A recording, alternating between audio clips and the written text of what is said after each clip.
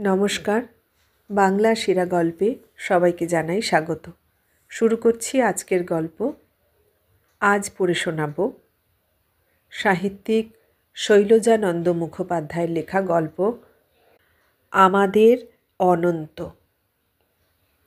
তাহলে শুরু করি। গল্পের নাম আমাদের অনন্ত। অনন্তর লায়েককে নিয়ে গল্প লেখা যায় তা আমি নিজেই জানতাম না। নায়ক তার উপাধি। গ্রামের লোকে বলে লায়েক। অনেক কালের পুরনো দিনের গ্রাম। অনন্ত লায়েক ছিল সেই গ্রামের লোক। অনন্তকে কেউ গ্রাহ্যই করত না, বলতো ওটা আবার মানুষ। আমার কিন্তু তা মনে হতো না। আমি প্রায়ই যেতাম তার কাছে। ভারী মজার মজার কথা বলতো, শুনতাম আর হাসতাম। গ্রামের এক টেরে ছোট্ট একখানি মাটির বাড়ি।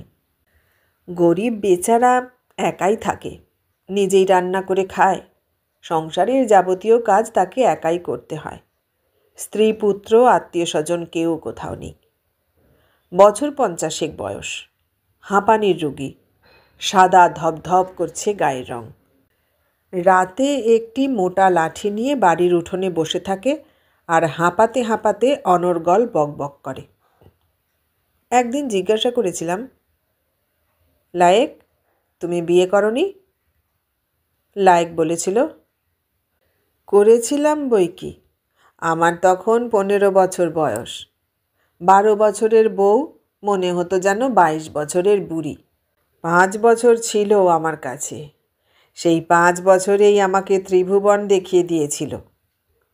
বলেই খানিকটা দম ছেড়ে দিয়ে বললে, ফুহ। আবার দম টেনে কিছুটা সামলে নিয়ে বলতে আরম্ভ করলে, ভীমরুল দেখেছিস? মৌমাছি নয়, বোলতা নয়, একেবারে ইয়া মোটা ভীমরুল। যেমন গাবদা ভুতুম চেহারা, তেমনি ছুঁচের মতন হুল। আমার বউটা ছিল সেই ভীমরুল জাতীয় মেয়ে। আমি কিছু বলেছি কি, অমনি দিত হুল ফুটিয়ে। আর আমিও তেমনি। এই দেখেছিস লাঠি? হাতের লাঠিটা মাটিতে একবার ঠুকে লায়েক বললে, আমিও দিতাম ভাল্লুক নাচ নাচিয়ে। এই বলে সে তার বউ কেমন করে তাকে গালাগালি দিতে দিতে ওরে বাপরে, ওরে মারে বলে তিরিং বিরিং করে লাফাতো, অঙ্গভঙ্গি করে দেখাতে লাগলো।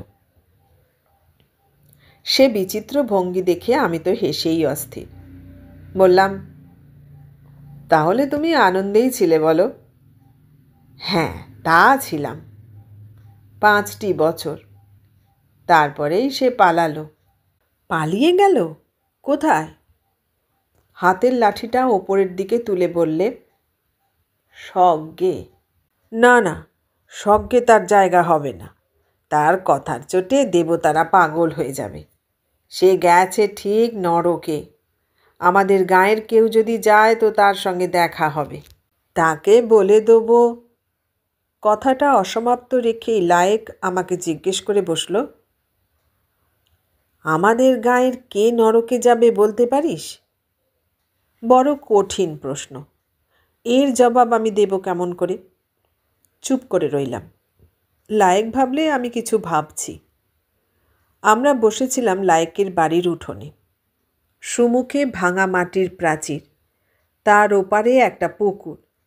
এই পুকুরে এককালে প্রচুর কলমি শাক হতো, তাই এই পুকুরটার নাম কলমি সারা। সেই কলমি সারার ঘাটে বসে কামিনী বাসন মাজছিল। অনন্ত লায়েকের প্রতিবেশিনী সে, যেমন রোগা তেমনি মুখরা। লায়েক আমার মুখের দিকে তাকিয়ে বললে, অত ভাবছিস কি? ভাবতে হবে না। এই দেখ, আমি দেখিয়ে দিচ্ছি। বলেই হাতের লাঠিটা উঁচিয়ে কামিনীকে দেখিয়ে দিয়ে বললে, এই কামিনী মাগি যাবে নরকে। ভাঙা দেয়ালের ফাঁকে সবই দেখা যায়। কামিনী দেখতে পেলে অনন্ত তারই দিকে তাকিয়ে লাঠি দেখিয়ে কি যেন বলছে। কামিনী চুপ করে থাকবার মেয়ে নয়। বললে, এই হেপো, কি বলছিস আমাকে দেখিয়ে দেখিয়ে? অনন্ত বললে, বলছি এই কামিনী মরবার পর ওকে নিয়ে যাবার জন্যে স্বর্গ থেকে রথ আসবে। কথাটা বিশ্বাস করলে না কামিনী। বললে, তোর মুখ থেকে তো ভালো কথা বেরোয় না অনন্ত, তুই এই কথা বললি? বিশ্বাস হচ্ছে না? না। অনন্ত বললে, বেশ, তবে বলিনি। বলেছি মরলে তুই নরকে যাবি, হলো? কামিনী ঝংকার দিয়ে উঠল। মর মুখ পোড়া, তুই নরকে যা, তোর 14 পুরুষ যাক। 14 পুরুষ পাবো কোথায় কামিনী? আমার সেই দজ্জাল বউটাকে পাঠিয়েছি, তোর জন্যে সেখানে একটা জায়গা রাখতে বলে দিয়েছি। আর যায় কোথায়? কামিনীর হাতের বাসন হাতেই রইল। ঘাটের জলে দাঁড়িয়ে দাঁড়িয়ে চিৎকার করে এমন সব কথা বলতে লাগলো যা শুনলে কানে আঙুল দিতে হয়। অনন্তও কথা বলতে জানে, সেও কিছু বাকি রাখলে না, তবে হাঁপের টানের জন্য খুব বেশি চেঁচাতে পারলে না। শুধু বললে, বল, তো যা খুশি বল। আমি তোর এমন একটা কেলেঙ্কারির কথা জানি যা শুনলে তোর ওই ধিঙ্গি আইবুড়ো মেয়েটাকে নিয়ে গাঁ ছেড়ে পালাতে হবে। সেটা কি এমন কথা শোনবার জন্যে কামিনী উদ্গ্রীব হয়ে উঠল। বললে, বল তুই ড্যাকরা পোড়ার মুখো, তোকে এক্ষুনি বলতে হবে। কামিনী বামনি কাউকে ডরায় না। অনন্ত বললে, আমার যখন খুশি তখন বলবো, এখন আমার হাঁপের টান উঠেছে, এখন বলতে পারবো না। কামিনী বললে, বলবি কেমন করে রে মুখ পোড়া, বলবার কিছু নেই যে। আছে কি নেই পরে বুঝবি, তখন তোকে আমার পায়ে ধরতে হবে। কোনো রকমে টেনে টেনে এই পর্যন্ত বলে অনন্ত আর কিছু বলতে পারলে না। কিন্তু কামিনী থামল না। চেঁচিয়ে চেঁচিয়ে সে বলে যেতে লাগলো, মর মর, মরে যা না তুই, অমনি হাঁপাতে হাঁপাতে দম বন্ধ হয়ে মরে যা, আমাদের হাড় ঝুড়ো, গায়ের লোক নিশ্চিন্তি হোক। অনন্ত কথা বলতে পারছে না। তখনও সে হাঁপাচ্ছে আর আমার দিকে তাকিয়ে মাঝে মাঝে বলছে, শুনলি শুনলি? অনেকক্ষণ পরে একটু সামলে নিয়ে বললে, এই মাগির সর্বনাশ আমি করব করব করব, তুই দেখে নিস। কামিনীর সর্বনাশ সে করেছিল, আমরা তা দেখেও নিয়েছিলাম। কেমন করে করেছিল সে কথা পরে বলছি। কলমি সারাতে সেদিন মাছ ধরানো হচ্ছিল। জেলে জাল ফেলেছে পুকুরে, জাল ভর্তি ছোট ছোট মাছ উঠছে, রূপোর পাতের মতো চিকচিক করছে মাছগুলো। জেলে সেগুলো একটি একটি করে দেখছে আর জলের ওপর ছুঁড়ে ছুঁড়ে ফেলে দিচ্ছে। বলছে, এত ছোট মাছ এখন ধরব না, আর একটু বড় হোক। পুকুরের 5 জন অংশীদার পুকুরের পাড়ের ওপর বসে আছে। শম্ভু ছিল ঘাটের কাছে বটগাছটার শেকড়ের ওপর বসে। সে বলে উঠল, মাছ তোর বড় হবে কখন বাবা? দুপুর গড়িয়ে চলল, খাবো কখন? পাশেই অনন্তর বাড়ি। তার ভাঙা প্রাচীর টপকে ঝুপ করে অনন্ত এপার এসে নামল। হাঁপানিটা তার বেড়েছে বোধ হয়। বাঁশের লাঠিটা হাত থেকে নামিয়ে সে বসে বসে হাঁপাতে লাগল। বুকের পাঁজরগুলো দপ দপ করে ওঠানামা করছে। দেখলে মনে হয় এক্ষুনি বুঝি দম বন্ধ হয়ে যাবে। খানিক পরে ফু ফু করে নাকে মুখে নিঃশ্বাস ফেলে একটুখানি সুস্থ হলো। তারপর তার ডাগর ডাগর চোখ দুটি তুলে অংশীদারদের শুনিয়ে শুনিয়ে বললে, তোমাদের এই কলমি সারা আগলাবার ভার আমার, ধরতে গেলে আমি জিম্মাদার। এই পুকুর থেকে কই একটি চুনোপুঁটি যাক দেখি চুরি। সব বেটা জানে যে এই অনন্ত শর্মা বসে বসে ধুঁকছে সারা রাত। যাবো আর অমনি তেরে রে রে রে, তার চেয়ে কাজ নেই বাবা। রতন বললে, তুমি সারা রাত জেগে থাকো? লায়েক বললে, হ্যাঁ ভাই, এই শালা পাজি ব্যারাম আমাকে ঘুমোতে দেয় নাকি? মাঝে মাঝে এক চটকা করে ঘুমিয়ে নিই, তারপর সেই কোঁকড়ো ডাকা রাত পর্যন্ত হাঁপড় টানি। ফুহ, আবার দম উঠতে লাগলো। একটুখানি সুস্থ হয়ে বললে, তোমরা 5 ভাগিতে একটি করে মাছ যদি দাও তো আমার হলো গিয়ে 5টি। আজকাল 2 দিন চলে যাবে। আজ বেলা হয়ে গেছে, অন্ন আমার পিস্তুত, আজ শুধু হাতা চচ্চড়ি, কালকে বসে বসে কালিয়া রাঁধব। বলতে বলতে সে উঠে দাঁড়ালো।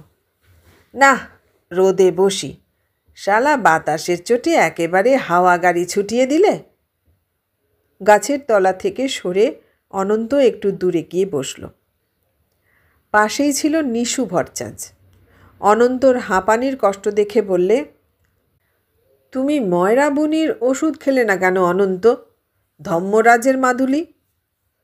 ওষুধ মাদুলির নাম শুনে দপ করে যেন জ্বলে উঠল অনন্ত। বললে, ধ্যাত্তেরি ওষুধ কাহাকা, ওষুধের নাম করিস না আমার কাছে।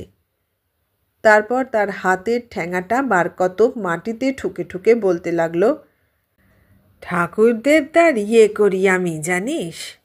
সব বেটা বেটিকে চেনা আছে আমার। 25 ঘন্টা মাদুলি নিয়েছিলাম, আর না হবে তো হাজারো রকমের ওষুধ, কিন্তু বেরামের কই এতটুকু টল বেটল হলো। সেই যে কে সেই শেষকালে রেগে মেগে দিলাম ছিঁড়ে একদিন মাদুলিগুলি সব। পটাপট ছিঁড়েছি আর ফেলেছি এই কলমি সারার জলে। বাস, এইবার একদিন শিঙে ফুঁকে দিলেই খালাস। শিঙের আওয়াজ পেলে আসিস যেন তোরা। একসঙ্গে অনেকগুলো কথা বলে অনন্ত আবার দম টানতে লাগলো। সামনে দিয়ে একটা কালো কুকুর পেরিয়ে যাচ্ছিল। অনন্ত তার পিঠের ওপর দিলে এক লাঠি বসিয়ে। কুকুরটা কাঁই কাঁই করে ছুটে পালালো। আর একটু হলেই বাছাধন চণ্ডীচরণ। সে বছর তখন সেই মোটা লাঠিটা থাকতো আমার হাতে। রাখুর ছেলেটা ভেংচি কেটে দেখাচ্ছিল আমি কেমন করে হাঁপাই। সেই ছেলেটাকে ঠ্যাঙাতে গিয়ে এমন এক বাড়ি মেরে ফেললাম ওদের মেজ বউয়ের হাতে যে একেবারে চেরেক ডেডেং। আঙুলের গিঁটগুলো দড়ির মতন ফুলে উঠল। ব্যাস, সেই থেকে এই ছোট লাঠি। অনন্ত তার হাতের লাঠিটা তুলে একবার দেখালে, কিন্তু তার নজর ছিল জেলের দিকে। জালটা তখন সে পুকুরের পাড়ে তুলে ঝাড়তে আরম্ভ করেছে। অনন্ত উঠল।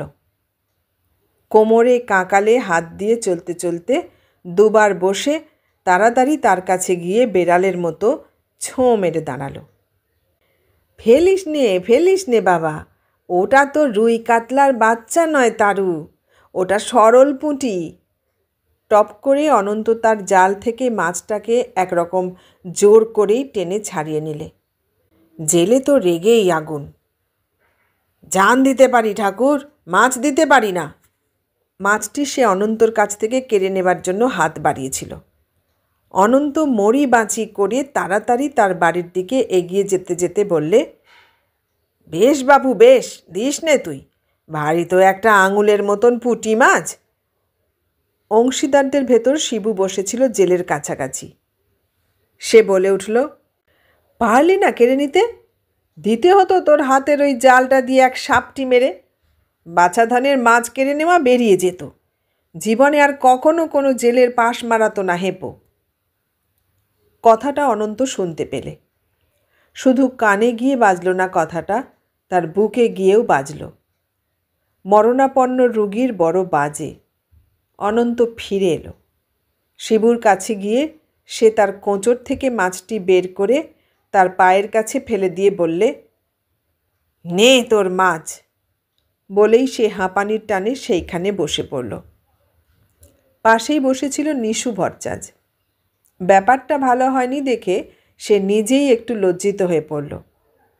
আধমরা মাছের বাচ্চাটি সে মাটি থেকে তুলে নিয়ে অনন্তর হাতে গুঁজে দিয়ে বললে, না না অনন্ত, রাগ করিস নি, ছি, আমার ভাগ থেকে আমি তোকে একটা মাছ দেব, যা বাড়ি যা। অনন্ত গেল না। হাঁপের টানটা তখন সে সামলে নিয়েছে। নিজে সামলেছে না নিশুর এই সহানুভূতি তার বুকের সেই রোগ যন্ত্রণাকে অতিক্রম করে হৃদয়কে স্পর্শ করেছে, তাই বা কে জানে।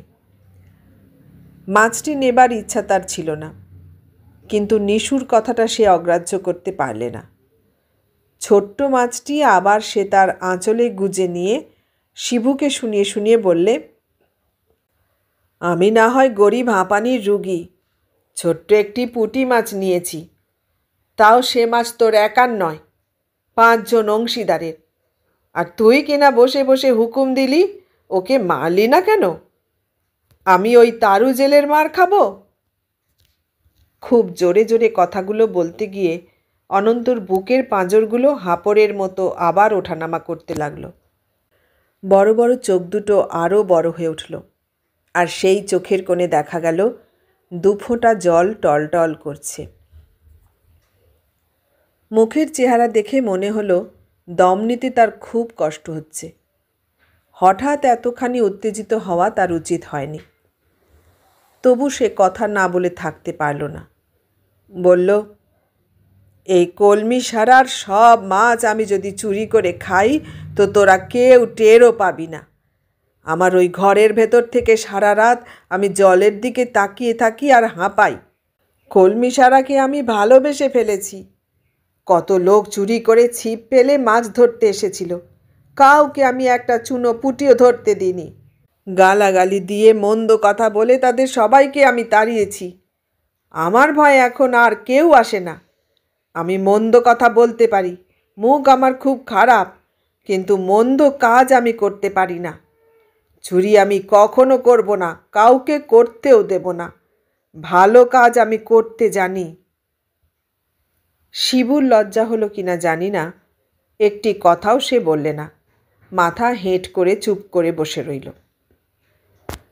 নিশু তার কাছে গিয়ে বুকে হাত বুলিয়ে তাকে থামিয়ে দিলে। একটা জায়গায় বসিয়ে দিয়ে বললে, বস এইখানে, একটু জিরিয়ে নে। অনন্ত বসল। জেলে তখন মাছ ভাগ করছিল। 5 ভাগ 5 জন অংশীদারের, আর 1 ভাগ তার নিজের। নিশু ভট্টাচার্যকে সেইখানে গিয়ে দাঁড়াতে হলো। অনন্ত সেইখান থেকে দেখতে পেলে হরি মাস্টার পুকুরের পাড় দিয়ে কামিনীর বাড়ি যেতে যেতে মাছ ভাগ করার জায়গায় থমকে দাঁড়ালো। গ্রামে একটি মাইনর স্কুল আছে। হরি মাস্টার সেখানকার একজন টিচার। ভিন্ন গ্রামে বাড়ি। স্কুলের একটা ঘরে থাকে আর কামিনীর বাড়িতে দুবেলা খায়। তখন ছিল সস্তা গন্ডার বাজার। কামিনীকে মাসে 15টি করে টাকা দেয়। এখন দুপুরবেলা, রবিবার, ছুটির দিন। স্নান করে কামিনীর বাড়িতে খেতে যাচ্ছিল। অনন্ত ডাকলে, হরি মাস্টার শোনো। হরি মাস্টার তার কাছে এসে দাঁড়াতেই অনন্ত বললে, এসো তুমি আমার সঙ্গে, তোমার সঙ্গে আমার কথা আছে। অনন্ত উঠে দাঁড়াতেই তার কাছে ছুটে এলো নিশু ভট্টাচার্য। বড় একটি মাছ তার হাতে দিয়ে নিশু বললে, এইটে নিয়ে যা তুই। অনন্ত অবাক হয়ে তার মুখের দিকে তাকিয়ে রইল। কি যে বলবে বুঝতে পারলে না। অমন করে দাঁড়িয়ে রইলি কেন, বাড়ি যা। অনন্তর চোখ দিয়ে জল গড়িয়ে এলো। বললে, তোর নিজের ভাগের এই বড় মাছটা কেন দিলি নিশু?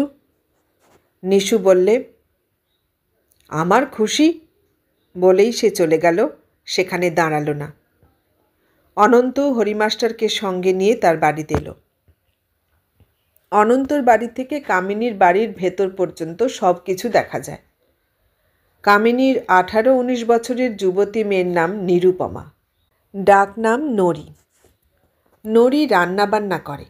হরিমাস্টার দুবেলা খায় তাদের বাড়িতে। নড়ি তাকে খেতে দেয়। অনন্ত বসে বসে সব দেখে। নড়ি আর হরি দুজনের খুব ভাব। কথা যেন তাদের আর ফুরোতে চায় না। দুজনে অনর্গল কথা বলে আর হাসাহাসি করে। সেদিন রাত্রি তখন অনেক। চারিদিক নিস্তব্ধ। কলমি সারায় একটানা ব্যাঙের ডাক ছাড়া আর কোথাও কোনো শব্দ নেই। দিনের মতো জ্যোৎস্নার আলো। অনন্তর ঘুম নেই। বসে বসে হাঁপাচ্ছে আর বাইরের দিকে এক দৃষ্টে তাকিয়ে আছে।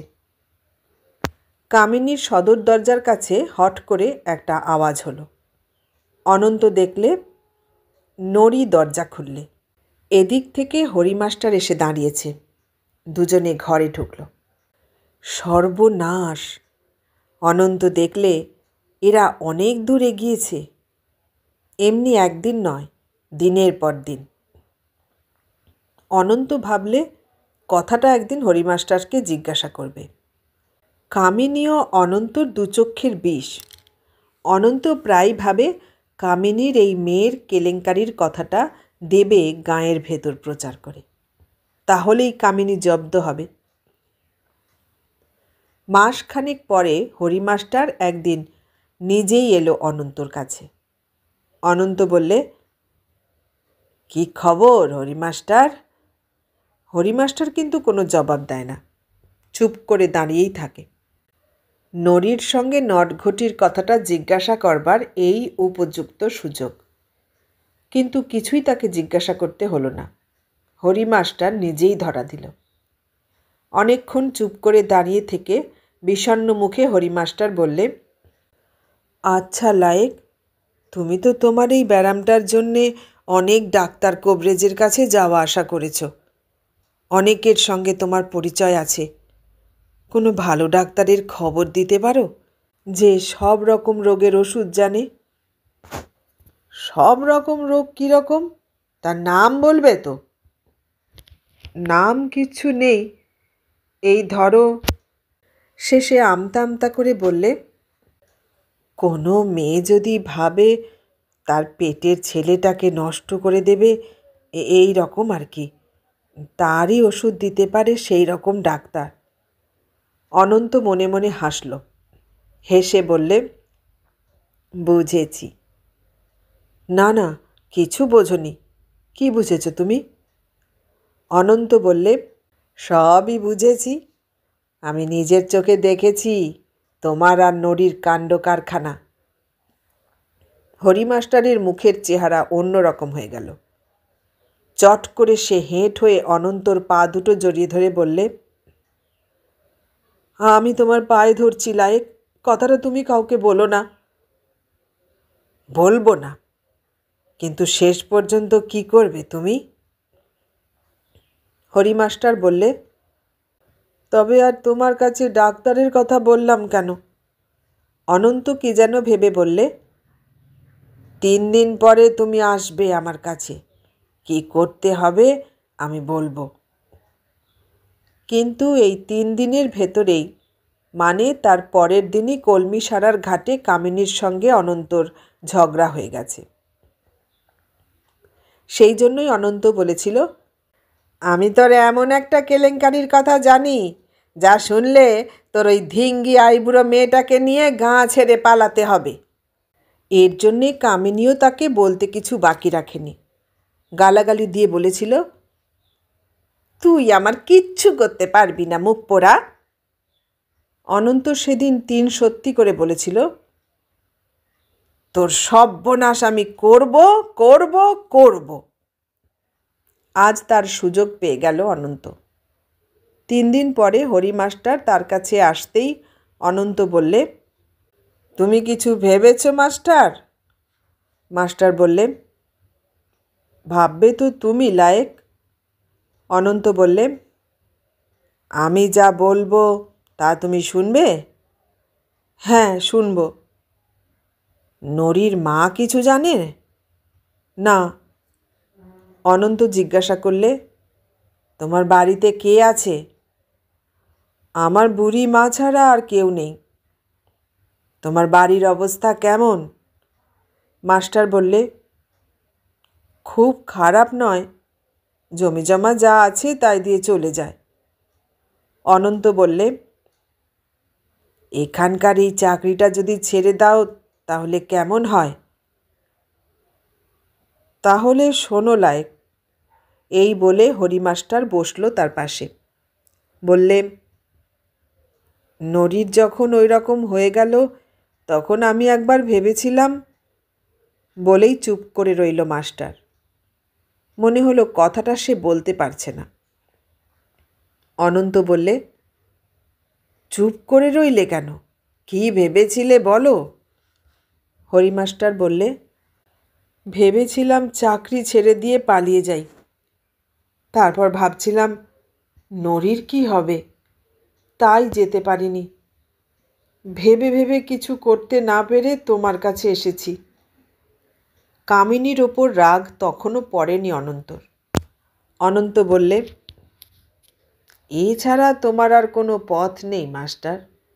তুমি চাকরি ছেড়ে দিয়ে বাড়ি চলে যাও, নইলে এই কথা জানাজানি হয়ে গেলে গ্রামের লোক তোমাকে মেরে ফেলবে। কথাটা শুনে হরি মাস্টারের মুখখানি শুকিয়ে গেল। শুধু বললে, আপনি যেতে বলছেন আমাকে? হ্যাঁ বলছি।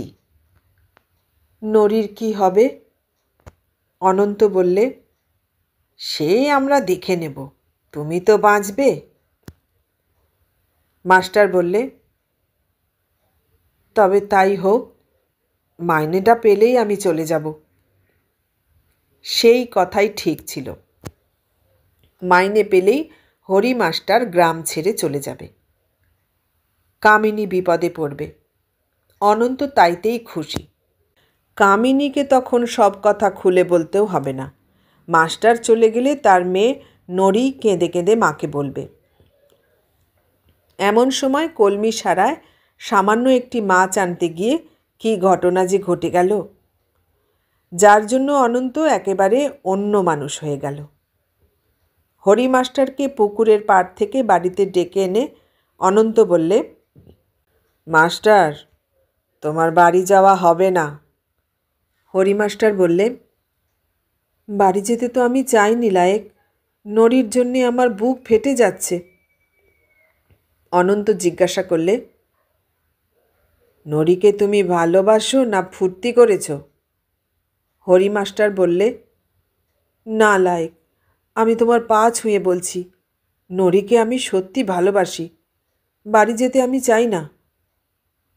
অনন্ত হাঁপাতে হাঁপাতে বললে, ব্যাস, তাহলে নরিকে তুমি বিয়ে করো।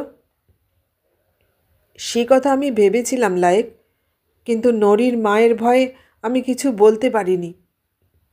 একটু সামলে নিয়ে অনন্ত বললে, সে ভার আমার, কিন্তু তোমার সঙ্গে নরির মায়ের তো সদ্ভাব নেই লায়েক। সেদিন কলমি সারার ঘাটে তোমার সঙ্গে তার কি হয়েছে জানি না, তবে সারাদিন ধরে তোমাকে সে গালাগালি দিয়েছে আমি শুনেছি। এরপর তুমি তাকে এ কথা বলবে কেমন করে? ধ্যাত্তারি, তুমি মাস্টার না ঘোড়ার ডিম? হাঁপাতে হাঁপাতে এই কথা বলে অনন্ত। তুমি নরিকে আমার কাছে ডেকে নিয়ে এসো মাস্টার। নরি এলো, এসেই কাঁদতে লাগলো। নরির কান্না আর থামে না। লায়েক বললে, আমার কাছে কেঁদে কি হবে? যা, তোর মায়ের কাছে গিয়ে কাঁদগে যা। নরি কিন্তু এক পাও নড়ল না, দাঁড়িয়ে দাঁড়িয়ে কাঁদতে লাগল। অনন্ত শেষে নিজেই গেল কামিনীর কাছে। হিড় হিড় করে টেনে নিয়ে গেল হরি মাস্টারকে আর নরিকে। শোন এইবার, আমি তোর সর্বনাশ করে দিতে পারি কি না। সব কিছু শুনে কামিনী তো অবাক। অনন্তর সাজানো ব্যাপার নয় তো, কামিনী ভাবলে, কিন্তু নরির কথা শুনে বিশ্বাস হলো। তারপর আবার ঝগড়া। অনন্ত বলে, বিয়ে আমার বাড়িতে হবে। কামিনী বলে, তোর বাড়িতে হবে কেন রে মুখ পোড়া, আমার বাড়ি নেই? শেষ পর্যন্ত ঠিক হলো বিয়ে কামিনীর বাড়িতেই হবে, কিন্তু বৌভাত হবে অনন্তের বাড়িতে, যেহেতু হরি মাস্টারের কেউ কোথাও নেই। তার যে মা আছেন কামিনীর কাছে গোপন করে গেল। অনন্ত বললে, আমারও কেউ কোথাও নেই। আমার জমি জমা যা কিছু আছে সবই দিয়ে যাব হরিকে আর নরিকে। তুই দেখ মুখ পুরি, আমি ভালো কাজ করতে জানি। কামিনী বললে, তোকে ভালো কাজ করতে আমি দেব কেন রে মুখ পোড়া? আমার জমি জমা নেই। তুই নরির 14 পুরুষের কে রে? শেষ পর্যন্ত ফয়সালা হয়ে গেল, বিয়ে অনন্তের বাড়িতেই হবে। কামিনী শুধু দেখবে দাঁড়িয়ে দাঁড়িয়ে। আমি শুধু দাঁড়িয়ে দাঁড়িয়ে দেখব? তুই কন্যা সম্প্রদান করবি আর আমি হব বরকর্তা। কামিনীকে শেষ পর্যন্ত সব কথাতেই রাজি হতে হলো। গ্রামের লোক নেমন্তন্ন খেতে এসে কামিনী ও লায়েকের ভাব দেখে তো অবাক। মনে হচ্ছে যেন অনন্তর হাঁপের ব্যারাম কখনো ছিল না, আর কামিনী কথা বলতে জানে না। এতক্ষণ শুনলেন শৈলজানন্দ মুখোপাধ্যায়ের লেখা গল্প আমাদের অনন্ত। কেমন লাগলো গল্পটা? ভালো লাগলে লাইক, কমেন্ট, শেয়ার করবেন, আর নতুন বন্ধু হলে সাবস্ক্রাইব করার অনুরোধ রইল। সবাইকে অনেক ধন্যবাদ জানিয়ে আজ এখানেই শেষ করলাম।